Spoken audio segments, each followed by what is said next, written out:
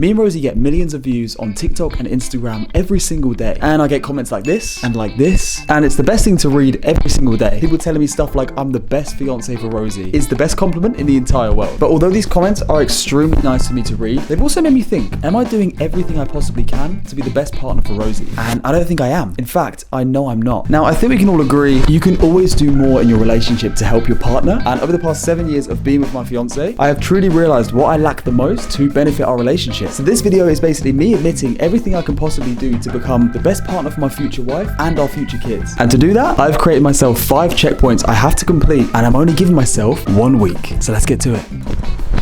And guys, at the end of this video, I'm actually going to be opening up about something that I feel like I now need to open up about. And I had to make the decision if I wanted to share this, so wait till the end of the video to find out what that is. Okay, well tomorrow is officially day 1 of me waking up at 5:30 a.m. What? Why that early? Are you waking up at 5:30? No way. No way is she waking up that early. Because you wake up at 6:30 every day, so I at least need to up it. I can't just be waking up at the same time as you, because the whole point is to wake up before you. So this video is just a competition? No, not a competition. It's to prove that I can do what I put my mind to. Wait, so are you actually setting an alarm for 5:30? Yeah. Oh. Hey, this is good. This is good. No, that is great. You need to be proud of me. No, I'm really proud of you. What are you going to do? Wake up at 5:30. And then I don't really know what I was thinking.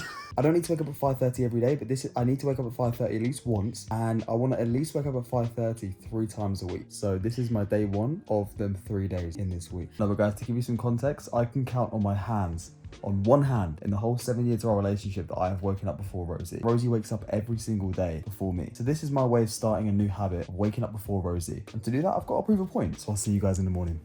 Now, day 1 of me waking up at 5:30 didn't really go to plan. Quite embarrassed to admit this, but I ended up waking up at like 7:30.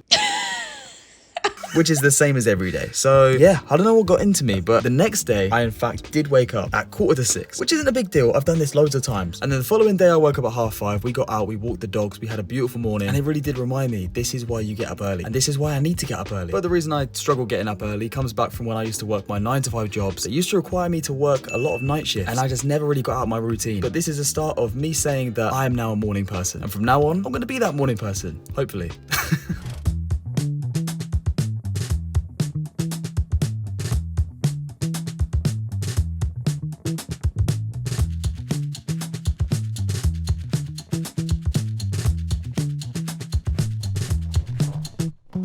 I brought you a safe.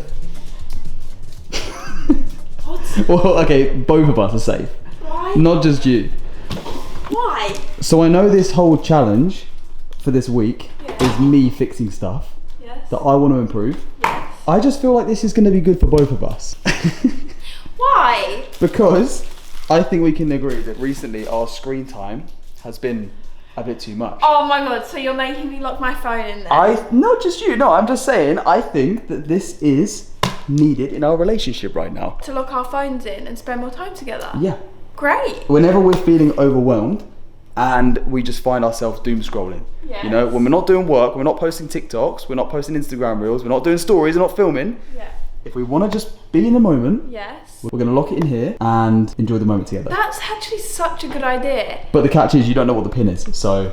What, so you're one No, I'm that's joking. in trouble? No. I'm joking. So that means that it's actually like a solid way Yeah. that we can just like switch off. Because there's so many times where I'm like, oh, I'm not going to scroll right now. No, but you Or just I'll pick your phone I'll up. go to the toilet and I'll sit there for half an hour and I don't mean to. Yeah. So this is a way of me being like, nope, and you being like, nope, I'm actually going to be off my phone. I'm actually going to be off of it. That's a good We're going to idea. put it in here and we can't get it out. So good. We could if we just put the pin in, but... Maybe we have a rule where it's not even for when we're just overwhelmed. It's also just like 1 day a week, like every Sunday, we wake up and we lock our phones in there. That's a good idea. And then it's like a day rule. Yeah, okay. So not just when we're feeling... So an actual whole day. So a Yeah. whole day without our phones. Yeah. An entire day. Yeah. You going to do that? Yes, I've got so many hobbies I could do. What would you do? I would go to the gym and I would like, you know? No, I have loads of hobbies. Like drawing. Yeah, I could draw. Knitting. Oh, it feels good quality as well.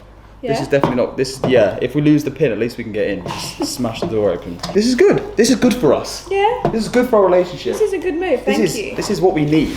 I'm about to do something that Rosie has always begged me to do. Something pretty crazy. This involves a lot of mindset, preparation, and concentration. And today is the day. I'm doing it. I'm going shopping, if you haven't guessed already. Because Rosie's always the one that does it, because she's just simply better at it. Not that she's a better cook. I'll happily argue against that, because we're both good cooks. Anyway, like I said, if I want to be a better partner in life, and I want to be a better future husband, then I'm going to make shopping my responsibility. Yeah. Let's go shopping. What am I doing? In mine and Rosie's relationship, there's things that Rosie will do and there's things that I will do that we both won't really help each other out with. And one of those things is food shopping. I know I should help her out more. When it comes to cooking, that's a different story. We both love to cook. It's just the shopping. Rosie's in and out 20 minutes. I'm there for 2 hours. I don't know how she does it. And Rosie made it pretty clear at the start of our relationship that she would be the one in charge of food shopping because she hates how long I take doing it. And today I told her, don't worry about it, baby. I got this. I'm gonna go and do the shopping. I'm gonna do it quicker than you. Okay, that's a lie. That will never happen. But hey, the whole point of this video is to do my best to become the best version of myself. If that means taking 2 hours shopping, that means taking 2 hours shopping. Man's gotta do what a man's gotta do. Harry's just got home from the food shopping and he was about an hour and a half, which is typically probably double the time that I would take to go food shopping. But I'm proud. I was just saying, you're double the time that I am when I'm food shopping. And that's not too bad. Really? That's not too bad. Wait, I'm double the time? Yeah. That's awful. I'm double the time. And you're saying that's not bad? Yeah, but that's probably because you just don't know the layout of the shop, so I'll give you that. And that is the reason I don't go shopping, because I took half the time, as Rosie would. Double the time. I wish I took half the time. And I just don't understand. Like, I just went around the shop and I was getting stuff so quickly. And then I got to a point where I wasn't getting stuff quickly. And then I was just like, is it just a male thing? What it is because you don't do the shopping, so you don't know the layout of the shop. I go in there every day. Route. Yeah, but when you do a weekly food shop, I've got like a whole route. I even planned the shopping in everywhere around the shop and I still took double the time. Like, surely it's just a male thing. Whilst I've been out, Rosie's cleaned the entire freezer. Oh my god, it's so clean. Yeah.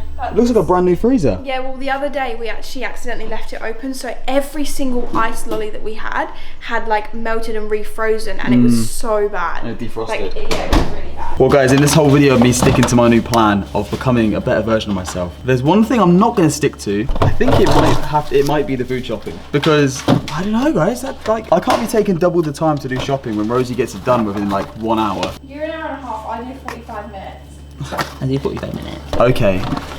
God, how it feels to be perfect. Now I know there's one thing we are all guilty of, and that is inconsistency with the gym. I think I'm too high. I need to come down a little bit.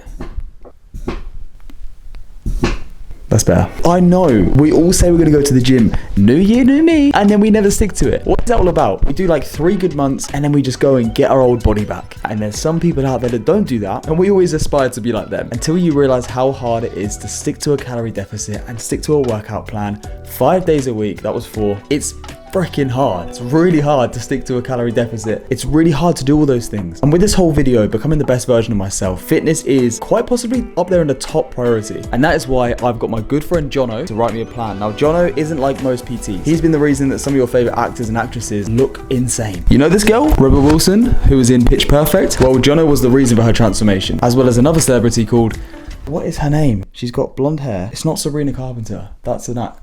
No, she's a singer. How do you type someone in that you don't know their name? Like, what do you type in? Blonde hair, young actress. I don't know what film she's been in. Sydney Sweeney. He did Sydney Sweeney's transformation as well. So this guy, he knows what he's doing, okay? And he's very kindly written me a plan. I want to maintain a deficit, and if I'm going to do something, I'm going to go ham. I'm going to go all in. But basically, this plan consists of 5 workouts every single week. He's given me a whole meal plan of everything I should stick to, things I should avoid. And you know what? There's not many sweet treats on here. So I'm going to go for a gym session right now with my new plan in place. So let's go.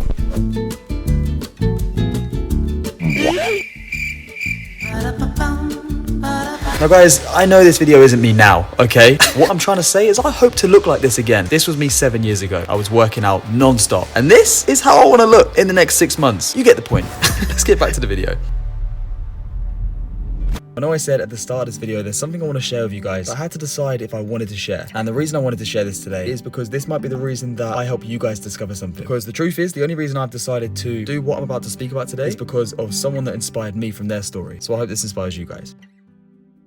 The most important thing in this video, and one of the most important things I've possibly ever chosen to do in my life. I know that sounds crazy, but to me, it's something that I never really wanted to do. I never really wanted to see myself ending up doing this. I just couldn't see myself going down this route, if I'm honest with you. And before I explain what it is exactly I'm gonna do, I need to give you guys some backstory. I don't know if you guys remember, but I did briefly speak about the fact that I struggle with something called OCD. I spoke about this, I think it was over a year and a half ago. It was when we were still living in the UK, and I touched on it for the first time, and I have never received so much love or so many messages in my entire life. My Instagram was flooded with messages, and it was one of those things that made me think, holy crap, like I'm not the only one that struggles with this. And I've known that for a long time, but making that video I didn't realize how much it's going to impact you guys, and it impacted way more people than I ever thought it would. And what blew my mind is that video didn't even receive that many views. I think it's under 100,000 views. Yet I must have had 1,000 of you guys messaging me, which just shows that there's so many more people out there that struggle with OCD. So I'm really interested to see if you guys can relate to what I'm about to say. Now, I've decided to do something that I never wanted to do, but I'm at a point in my life right now where I need to make decisions that I've never had to make before. I've been with my partner, Rosie, for over 7 years. She's seen me struggle with my OCD and it getting worse and worse and worse. She's seen me lose myself over the past 7 years. Not in every way, but just very confusing ways. We're also at a period in our life now where we talk about having a family a lot. We talk about having children a lot more than we ever have. But when that time comes and the universe wants to bless us with a family, I just want to know that I'm doing my absolute best I possibly can for Rosie and our future baby. Now, to give you guys a bit of an example as to what OCD is, I'm not going to go into depth because it's quite long. You guys can just search it. If you just go on ChatGPT and just type in what is OCD, it will give you a whole rundown. But people deal with it differently. Now, going back to when I was at school, there was an incident that happened when I was younger, and it was something to do with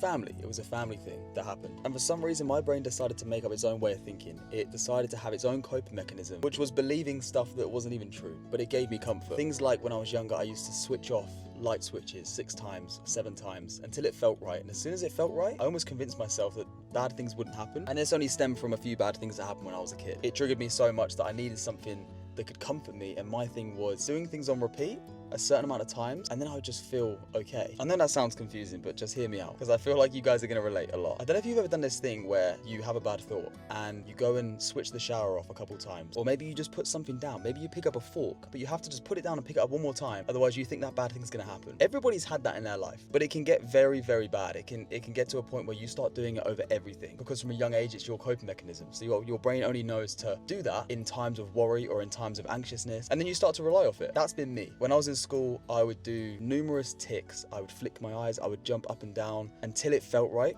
I was just a very anxious child. It then stemmed from that into a mental thing where every thought was just negative, and I would constantly have to reassure myself by flicking switches on, turning on the shower, getting dressed. All came down to doing it a few times before it felt right. And then I kind of got the hang of it, and I was like, you know what, I feel like I can deal with this. It's okay. And then something else happened. I lost someone in my family, and it was down to a health reason, and now my OCD went crazy. It just flicked in my head and went, now we're going to worry about this. This is now going to be your new worry. And then I got health anxiety because I saw something I shouldn't have really seen, and it gave me severe health anxiety. And the same thing I was doing as a kid, where I turned things off and on, now I actually had a purpose. Before that, I was just doing it because it felt right. Now I actually had a purpose to do it, because I felt like if I didn't do this, my heart was going to have a problem, or someone in my family would get something wrong with their health. And it just got to a point where it was just very uncomfortable every day. It made me more anxious. I just became this real overthinker about health anxiety, because my brain chooses to look at stuff in a bit more of a different way to someone else. Anyway, fast forward 7 years, I'm at the point now where I've decided I need to do something about it that's maybe something I've not ever chosen to do before, and that is an antidepressant. And I was always against this kind of thing. I was always like, I don't want to go on an antidepressant. I don't ever want to touch that. That's not me. I'm going to get through this. I'm going to have therapy. You know, guys, you can only spend a certain amount of money on therapy. I've spent over £5,000 on therapy. I've tried numerous therapists. I've tried life coaches. I'm just at the point now where I feel like I need to do this. I feel like I need to do it for not only me, but for Rosie and our future family. And I really don't want you guys to feel inspired to go on antidepressants. I don't want to be the reason you guys have come off this video and gone, oh, Harry's gone on antidepressants, which means I should go on antidepressants. I just want to tell you my story and hopefully inspire some people out there that it's okay to not feel okay, you know? And your way of thinking, if it is OCD or it is something else, to not feel like you're alone with it, because it can be a very alone thing, and it can just get very messy in your head, and life just starts to seem confusing. So I've chosen to go on this. I'm not going to tell you guys which one it is, because again, I don't want to be the reason that you guys go on a certain medication because of me. That's not how it should be. You guys should do your own research, and you should figure out which one you want to go on if you do want to go on it. But yeah, I just wanted to share that with you guys, because we have this platform, and I feel like it's only right that I share in detail stuff like that. That's what me and Rosie have always done. Rosie shared her whole skin condition with you guys, her whole psoriasis journey, and it's inspired a lot of people out there. And I just feel like if I don't tell you guys about this, I feel like I'm not doing my job properly. I feel like the whole reason me and Rosie have over 7 million followers, not on YouTube, I wish, one day. The reason we have these followers is because I just believe we have to help you guys in some form, whatever that may be. So keeping this stuff to myself just doesn't feel right. Sorry, I have a girlfriend. Oh, okay. I have a girlfriend. Sorry. Actually, you have a fiance.